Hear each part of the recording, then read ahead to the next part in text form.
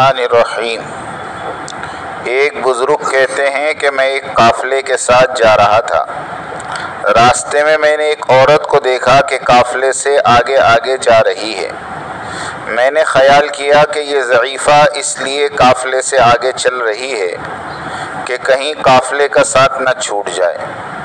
میرے ساتھ چند درہم تھے، وہ میں نے جیب سے نکال کر اس کو دینے لگا اور اس سے میں نے کہا کہ جب قافلہ منزل پر ٹھہرے تو مجھے تلاش کر کے مل لینا، میں قافلے والوں سے کچھ چندہ کر کے تجھ کو دے دوں گا، اس سے سواری کرایہ کر لینا۔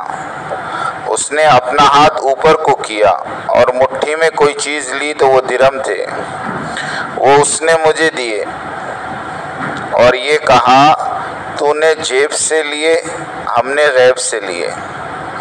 اس کے بعد میں نے ایک عورت کو دیکھا، وہ خانہ کعبہ کا پردہ پکڑے ہوئے چند اشعار پڑھ رہی، جن کا ترجمہ یہ ہے: اے دلوں کے محبوب، میرے لیے تیرے سوا کوئی نہیں ہے، آج تو رحم کر دے۔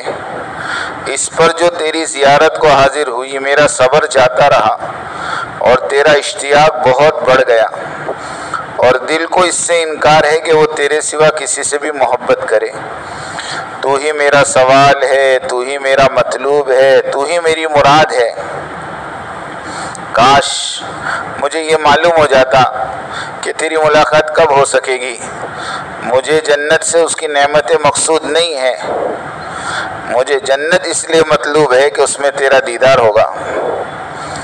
ابو عبد الرحمن خفیف کہتے ہیں کہ میں حج کے ارادے سے چلتا ہوا بغداد پہنچا۔ میرے دماغ میں صوفیانہ گھمنڈ تھا، یعنی عقیدت کی پختگی، مجاہدے کی شدت، اللہ کے ماں سوا کو پس پش ڈال دینا۔ میں نے 40 دن تک کچھ بھی نہیں کھایا نہ پیا، اور حضرت جنید بغدادی رحمۃ اللہ علیہ کی خدمت میں بغداد میں حاضر بھی نہیں ہوا، اور میں ہر وقت باوضو رہتا، اسی حالت میں بغداد سے بھی چل دیا۔ میں نے جنگل میں ایک کنویں پر ہرنی کو پانی پیتے ہوئے دیکھا، مجھے بھی شدت کی پیاس لگ رہی تھی۔ جب میں کنویں کے قریب پہنچا تو وہ ہرنی مجھے دیکھ کر چلی گئی، اور کنویں کا پانی جو اوپر تک آ رہا تھا، ہرنی اس سے پی رہی تھی، وہ بھی کنویں کے اندر نیچے اتر گیا۔ میں آگے چل دیا اور میں نے عرض کیا: اے میرے مولا، میری قدر تیرے یہاں ہرنی کے برابر بھی نہیں۔ میرے مولا، میری قدر تیرے یہاں اس ہرنی کے برابر بھی نہیں۔ میں نے ایک پیچھے سے آواز سنی، وہ یہ تھی کہ ہم نے تیرا امتحان کیا، تو نے صبر نہیں کیا، شکوہ شروع کر دیا، جا کنویں پہ لوٹ جا، پانی پی لے۔ ہرنی بغیر پیالے کے اور بغیر رسی کے آئی تھی، تیرے پاس پیالہ بھی تھا، رسی بھی تھی۔ جب میں کنویں پہ لوٹا تو وہ دوبارہ بھرا ہوا تھا، میں نے پیالہ بھر لیا، اسی میں سے میں پانی بھی پیتا رہا، وضو بھی کرتا رہا، مگر وہ پانی ختم نہیں ہوا، یہاں تک کہ میں مدینہ طیبہ پہنچ گیا۔ اس کے بعد حج سے فارغ ہو کر جب میں بغداد پہنچا اور جامع بغداد میں گیا تو حضرت جنید بغدادی رحمۃ اللہ علیہ کی نظر مجھ پر پڑی۔ فرمانے لگے: ابو عبد الرحمن، اگر تو صبر کرتا تو پانی تیرے قدموں کے نیچے سے ابلنے لگتا۔ ابو الحسن سراج رحمۃ اللہ علیہ کہتے ہیں، میں ایک مرتبہ حج کو گیا، میں طواف کر رہا تھا، میری نگاہ ایک ایسی حسین عورت پر پڑی جس کے چہرے کا حسن چمک رہا تھا۔ میں نے کہا: اللہ کی قسم، ایسی حسین عورت میں نے آج تک نہیں دیکھی۔ یہ اس کے چہرے کی ساری رونق اس وجہ سے ہے کہ اس کو کبھی کوئی رنج و غم نہیں پہنچا۔ اس نے میری یہ بات سن لی، کہنے لگی: تم نے یہ کیا کہا؟ اللہ کی قسم، میں غموں میں جکڑی ہوئی ہوں اور میرا دل فکروں سے اور آفتوں سے زخمی ہے، اور کوئی بھی میرے غموں میں میرا شریک نہیں رہا۔ میں نے پوچھا: کیا ہوا؟ کہنے لگی: میرے شوہر نے قربانی کی ایک بکری ذبح کی، میرے 2 چھوٹے بچے کھیل رہے تھے، اور ایک بچہ دودھ پیتا میری گود میں تھا۔ میں گوشت پکانے کے لیے اٹھی تو ان دونوں لڑکوں میں سے ایک نے دوسرے سے کہا: میں تجھے بتاؤں ابا نے بکری کس طرح ذبح کی؟ اس نے کہا بتا، تو اس نے چھوٹے بھائی کو لٹا کر بکری کی طرح ذبح کر دیا۔ پھر وہ اس کو ذبح کر کے ڈر کے مارے بھاگ گیا اور پہاڑ پہ چڑھ گیا۔ وہاں ایک بھیڑیے نے اس کو بھی کھا لیا۔ باپ اس کی تلاش میں نکلا، ڈھونڈتے ڈھونڈتے ڈھونڈتے ڈھونڈتے پیاس کی شدت سے وہ بھی مر گیا۔ میں دودھ پیتے بچے کو بٹھا کر دروازے تک گئی کہ شاید خاوند کا پتہ کسی سے ملے۔ وہ بچہ گھسٹتا ہوا ہانڈی کے پاس پہنچ گیا جو چولہے پہ رکھی ہوئی جوش سے پک رہی تھی۔ اس کو جو اس نے ہلایا وہ پکتی پکتی اس پہ گر گئی، جس سے اس بچے کے بدن کا سارا گوشت جل کر ہڈیوں سے الگ ہو گیا۔ میری ایک بڑی لڑکی تھی جو اپنے خاوند کے گھر تھی، اس کو جب اس سارے قصے کی خبر پہنچی تو وہ خبر سن کے زمین پہ گری، اور اسی میں اس کی بھی موت مقدر تھی، وہ بھی مر گئی۔ مقدر نے ان سب کے درمیان سے مجھے اکیلی کو چھوڑا ہے۔ میں نے کہا ان مصیبتوں پر تجھے کس طرح صبر آیا؟ ان مصیبتوں پر تجھے کس طرح صبر آیا؟ وہ کہنے لگی جو شخص صبر اور بے صبری میں الگ الگ غور کرے گا وہ ان کے درمیان بہت بونے بعید پائے گا۔ صبر کا انجام محمود ہے اور بے صبری پر کوئی اجر نہیں ملتا۔ پھر اس نے 3 شعر پڑھے۔ میں نے صبر کیا اس لیے کہ صبر بہترین اعتماد کی چیز ہے۔ اگر بے صبری سے مجھے کوئی فائدہ پہنچ سکتا تو میں کرتی۔ میں نے ایسی مصیبتوں پر صبر کیا ہے کہ اگر وہ مصائب اور وہ مصیبتیں سخت پہاڑوں پر پڑتی تو پہاڑ بھی ٹکڑے ٹکڑے ہو جاتے۔ میں نے اپنے آنسو پر قدرت پائی ہے، بس ان کو نکلنے سے روک دیا ہے۔ اب وہ آنسو اندر ہی اندر میرے دل پر گر رہے ہیں۔ ایک بزرگ فرماتے ہیں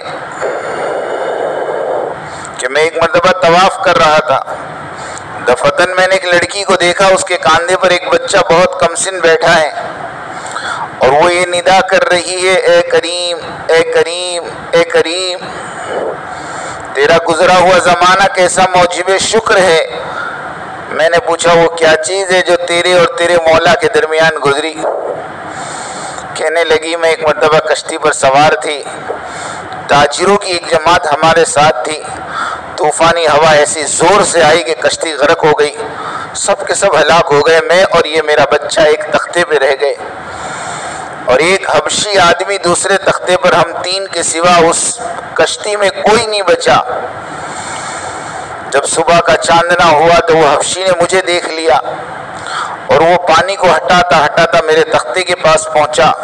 جب اس کا تختہ میرے تختے کے ساتھ مل گیا تو وہ بھی میرے تختے پہ آ گیا اور مجھ سے بری بات کی خواہش کرنے لگا۔ میں نے کہا اللہ سے ڈر، ہم کس مصیبت میں مبتلا ہے، اس سے خلاصی اس کی بندگی سے مشکل ہو رہی، چہ جائے کہ اس کا گناہ ایسی حالت میں کرے۔ میں نے کہا اللہ سے ڈر، ہم کس مصیبت میں مبتلا ہے، اس سے خلاصی اس کی بندگی سے مشکل ہو رہی، چہ جائے کہ اس کا گناہ ایسی حالت میں کرے۔ کہنے لگا ان باتوں کو چھوڑ، خدا کی قسم یہ کام ہو کر رہے گا۔ یہ بچہ میری گود میں سو رہا تھا، میں نے چپکے سے ایک چٹکی اس کے بھری، ایک دم بچہ رونے لگا۔ میں نے کہا اچھا ذرا ٹھہر جا، میں بچے کو سلا دوں، پھر جو مقدر میں ہوگا ہو جائے گا۔ اس حبشی نے اس بچے کی طرف ہاتھ بڑھا کر اس کو سمندر میں پھینک دیا۔ میں نے اللہ پاک سے کہا ہے وہ پاک ذات جو آدمی کے اس کے دلی ارادے میں بھی حائل ہو جاتی ہے، میرے اور اس حبشی کے درمیان تو ہی اپنی طاقت اور قدرت سے جدائی کر، بے تردد تو ہر چیز پر قادر ہے۔ خدا کی قسم میں ان الفاظ کو پورا بھی نہ کرنے پائی تھی کہ سمندر سے ایک بہت بڑے جانور نے منہ کھولے ہوئے سر نکالا اور اس حبشی کا لقمہ بنا کر سمندر میں گھس گیا۔ مجھے اللہ نے اپنی طاقت سے اور اپنی قدرت سے اس حبشی سے بچایا۔ وہ ہر چیز پر قادر ہے، اس کی بڑی شان ہے۔ اس کے بعد سمندر کی موجیں مجھے تھپیڑتی رہی، یہاں تک کہ وہ تختہ ایک جزیرے کے کنارے لگ گیا۔ میں اتر پڑی اور سوچتی رہی کہ یہاں گھاس کھاتی رہوں گی، پانی پیتی رہوں گی جب تک اللہ کوئی سہولت کی صورت پیدا کرے، اسی کی مدد سے کوئی صورت ہو سکتی ہے۔ 4 دن مجھے اس جزیرے میں گزر گئے۔ 5ویں دن مجھے ایک بڑی کشتی سمندر میں چلتی ہوئی نظر آئی۔ میں نے ایک ٹیلے پر چڑھ کر اس کشتی کی طرف اشارہ کیا اور جو کپڑا میرے اوپر تھا اس کو ہلایا۔ اس میں سے 3 آدمی ایک چھوٹی سی ناؤ پر بیٹھ کر میرے پاس آئے۔ میں ان کے ساتھ اس ناؤ پر بیٹھ کر اس بڑی کشتی میں پہنچی تو میرا وہ بچہ جس کو حبشی نے سمندر میں پھینک دیا تھا ان میں سے ایک آدمی کے پاس تھا۔ میں اس کو دیکھ کر اس پر گر پڑی، میں نے اس کو چوما، گلے سے لگایا اور میں نے کہا یہ میرا بچہ ہے، میرا جگر پارا ہے۔ وہ کشتی والے کہنے لگے تو پاگل ہے، تیری عقل ماری گئی ہے۔ میں نے کہا نہیں نہیں نہیں، میں پاگل نہیں ہوں، میری عقل نہیں ماری گئی ہے، میرا عجیب قصہ ہے۔ پھر میں نے ان کو اپنی سرگزشت سنائی۔ یہ ماجرا سن کر سب نے حیرت سے سر جھکا لیا اور کہنے لگے تو نے بڑی حیرت کی بات سنائی ہے، اب ہم تجھے ایسی بات سنائیں گے جس سے تجھے تعجب ہوگا۔ ہم اس کشتی میں بڑے لطف سے چل رہے تھے، ہوا موافق تھی، اتنے میں ایک جانور سمندر کے پانی کے اوپر آیا اور اس کی پیٹھ پر یہ بچہ تھا اور اس کے ساتھ یہ غیبی آواز ہم نے سنی، اگر اس بچے کو اس کی پیٹھ پر سے اٹھا کر اپنے ساتھ نہ لیا تو تمہاری کشتی ڈبو دی جائے گی۔ اگر اس بچے کو اس کی پیٹھ پر سے اٹھا کر اپنے ساتھ نہ لیا تو تمہاری کشتی ڈبو دی جائے گی۔ ہم میں سے ایک آدمی اٹھا اور اس بچے کو اس کی پیٹھ پر سے اٹھا لیا، وہ جانور پھر پانی کے اندر چلا گیا۔ تیرا واقعہ اور یہ واقعہ دونوں بڑی حیرت کے ہیں۔ اب ہم سب عہد کرتے ہیں کہ آج کے بعد اللہ جل شانہ ہمیں کبھی کسی گناہ پر نہ دیکھیں گے۔ اب ہم سب عہد کرتے ہیں آج کے بعد اللہ ہمیں کبھی کسی گناہ پر نہ دیکھیں گے۔ اس کے بعد ان سب نے توبہ کی۔ وہ پاک ذات کتنی مہربان ہے، بندوں کے احوال کو خبر رکھنے والی ہے، بہترین احسانات کرنے والی ہے۔ وہ پاک ذات مصیبت زدوں کی مصیبت کے وقت مدد کو پہنچنے والی ہے۔ ربی بن سلیمان کہتے ہیں میں حج کے لیے جا رہا تھا، میرے ساتھ میرے بھائی تھے اور ایک جماعت تھی۔ جب ہم کوفہ میں پہنچے تو وہاں ضروریات سفر خریدنے کے لیے بازاروں میں گھوم رہا تھا۔ ایک ویران سی جگہ پر ایک خچر مرا ہوا پڑا تھا اور ایک عورت جس کے کپڑے بہت پرانے اور بوسیدہ تھے، چاقو لیے وہ اس کے ٹکڑے گوشت کے کاٹ کاٹ کر ایک زنبیل میں رکھ رہی تھی۔ مجھے یہ خیال ہوا کہ یہ مردار گوشت لے جا رہی ہے، اس پر سکوت کرنا ہرگز نہ چاہیے، عجب نہیں یہ کوئی بھٹیاری عورت ہے، یہی پکا کر لوگوں کو کھلا دے گی۔ میں چپکے سے اس کے پیچھے ہو لیا اس طرح کہ وہ مجھے نہ دیکھے۔ وہ عورت ایک بڑے مکان میں پہنچی جس کا دروازہ بھی اونچا تھا۔ اس نے جا کر دروازہ کھٹکھٹایا، اندر سے آواز آئی کون؟ اس نے کہا کھولو، میں ہی بدحال ہوں۔ دروازہ کھولا گیا، اس میں سے 4 لڑکیاں جن کے چہرے سے بدحالی اور مصیبت کے آثار ظاہر ہو رہے تھے، وہ عورت اندر گئی اور وہ زنبیل ان لڑکیوں کے سامنے رکھ دی۔ میں کیواڑوں کی درازوں سے جھانک رہا تھا، میں نے دیکھا اندر سے گھر بالکل برباد اور خالی تھا۔ اس عورت نے روتے ہوئے لڑکیوں کو آواز دی، لو اس کو پکا لو، اللہ کا شکر ادا کرو، اللہ کا بندوں پر اختیار ہے، اسی کے قبضے میں لوگوں کے قلوب ہیں۔ وہ لڑکیاں اس کو کاٹ کاٹ کر آگ پر بھوننے لگی۔ مجھے بہت تنگی ہوئی، ضیق ہوئی۔ میں نے باہر سے آواز دی، اے اللہ کی بندی، اللہ کے واسطے اس کو نہ کھا۔ وہ کہنے لگی تو کون؟ میں نے کہا میں ایک پردیسی آدمی ہوں۔ کہنے لگی اے پردیسی تو ہم سے کیا چاہتا ہے؟ ہم تو خود ہی مقدر کے قیدی ہیں، 3 سال سے ہمارا نہ کوئی معین نہ مددگار، تو ہم سے کیا چاہتا ہے؟ میں نے کہا مجوسیوں کے ایک فرقے کے سوا کسی مردار کا کھانا مذہب میں جائز نہیں ہے۔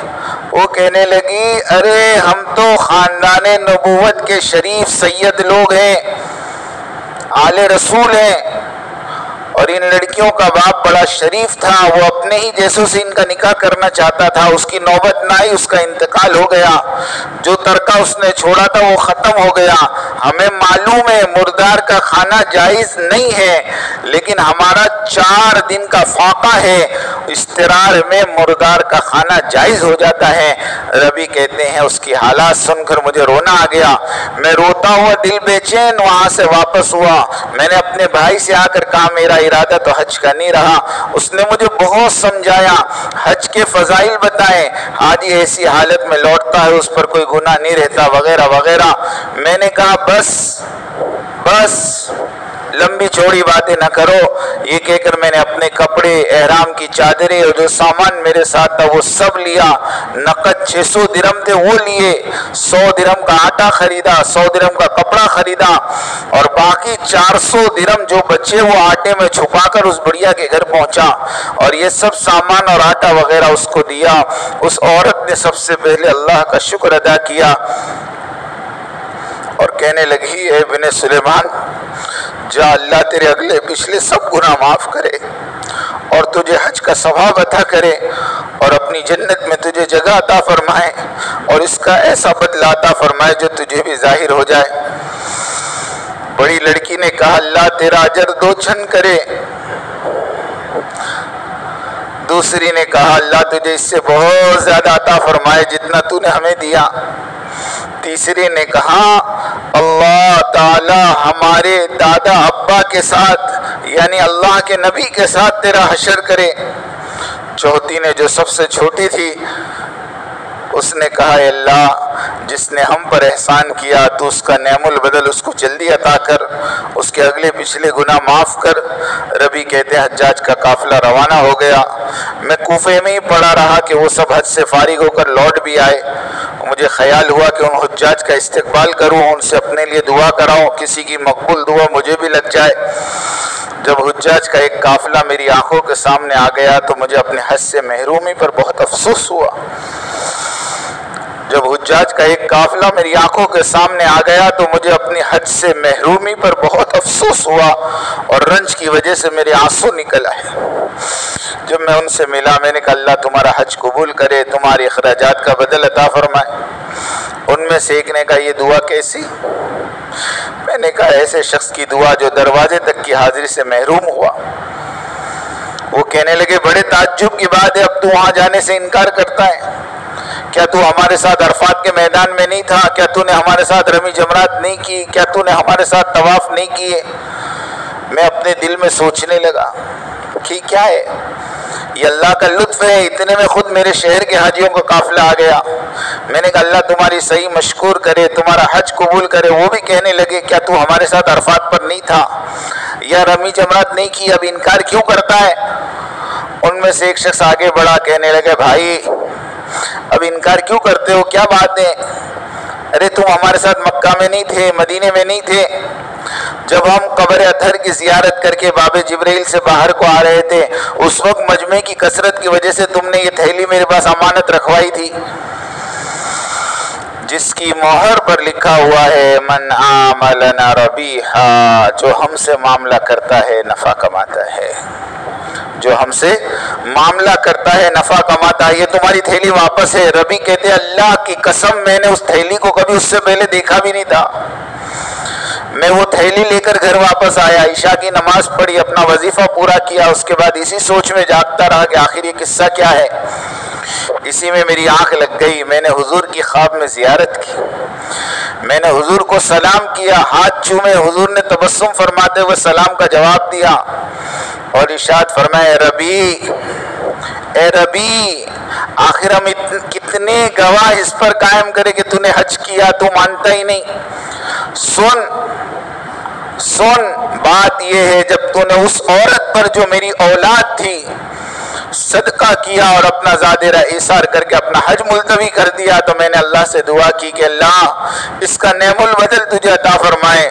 تو اللہ تعالیٰ نے ایک فرشتہ تیری صورت کا بنا کر اس کو حکم کر دیا ہے وہ قیامت تک ہر سال تیری طرف سے حج کرے گا۔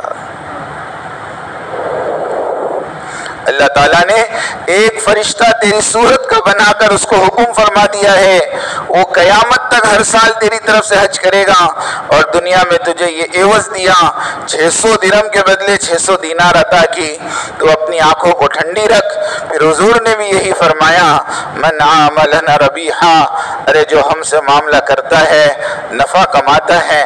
ربی کہتے ہیں جب میں سو کر اٹھا تو اس تھیلی کو کھولا، اس میں 600 اشرفیاں تھیں۔ اللہ کے راستے میں لگانے پر اللہ دنیا میں بھی بدلہ دیتے ہیں، آخرت میں بھی بدلہ دیتے ہیں، مگر ان کے ساتھ جن کا یقین ہوتا ہے، پورا یقین ہو۔ یہ جملہ بڑا اچھا ہے، من عمل ربیحا، جو ہم سے معاملہ کرتا ہے نفع کماتا۔ اللہ سے سودا کرنا سیکھو،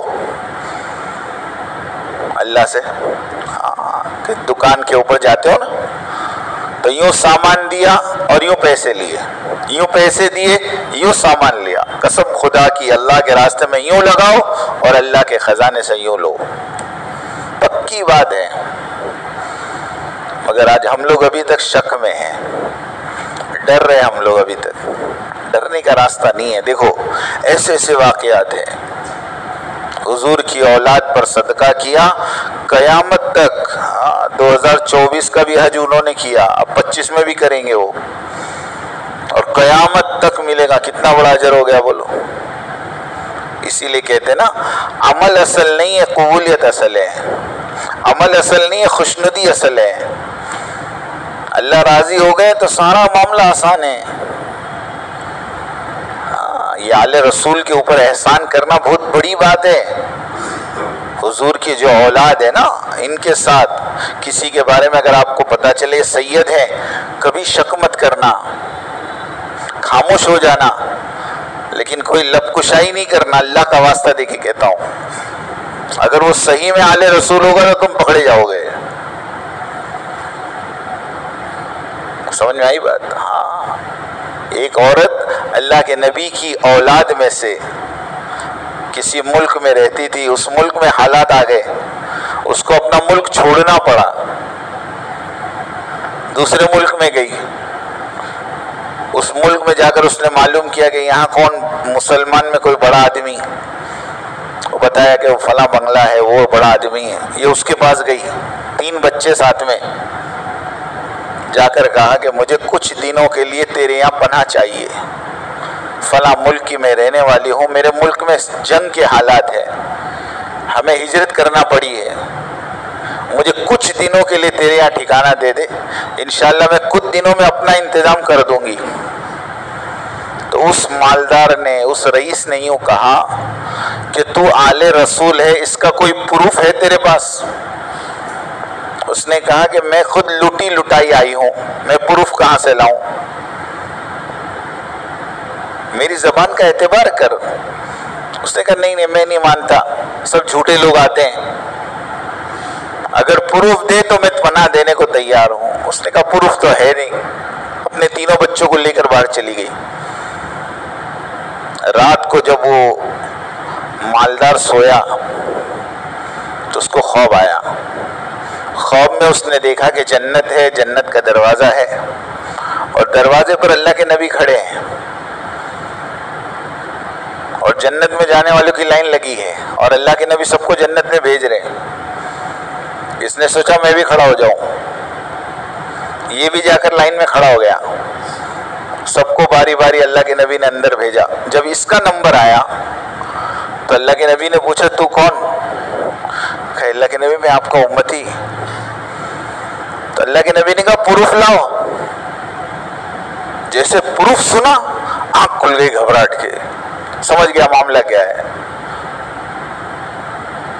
اپنے کارندوں کو اور اپنے خادموں کو اور اپنے نوکروں کو پورے شہر میں دوڑایا کہ وہ 3 بچوں کے ساتھ عورت آئی ہے، اس کو پکڑ کے لاؤ، کہیں بھی ہے۔ بہت ڈھونڈنے کے بعد وہ عورت نہیں ملی۔ پھر کسی نے بتایا کہ فلاں جگہ پارسی ہے، پارسی آتش پرست، آگ کی پوجا کرنے والا، وہ لڑکی اس کے پاس ہے۔ یہ خود دوڑا، خود گیا اور جا کر اس آگ کے پجاری کے سامنے ہاتھ جوڑے اور کہا یہ لڑکی اور اس کے 3 بچے مجھے دے دے، تجھے جو قیمت ہے وہ لے لے۔ دیکھو جتنا مال چاہیے میں دیتا ہوں مگر ان کو دے دے مجھے. تو اس آتش پرست نے کہا کیا بات ہے، کل تو یہ تیرے پاس آئی تھی، تو نے تو اس کو بگا دیا تھا، رات کو خواب آیا تو آیا. اس نے کہا تجھے کیسے معلوم؟ تو کہا جس لائن میں تو کھڑا تھا اس لائن میں بھی تھا، میں بھی تھا. اور سن، نیند میں سے اٹھتے ہی میں نے کلمہ پڑھ لیا ہے اور میں بھی اب مسلمان ہو گیا ہوں. آل رسول کا ساتھ دینے کا یہ ساتھ ہوتا ہے، یہ انجام ہوتا ہے. ایک چھوٹی موٹی بات نہیں ہے دوستو. اس لیے اللہ کا واسطہ دے کے کہتا ہوں، اخلاق کو صحیح کرو، اخلاق کو صحیح کرو، ساری دنیا تمہارے ساتھ ہے.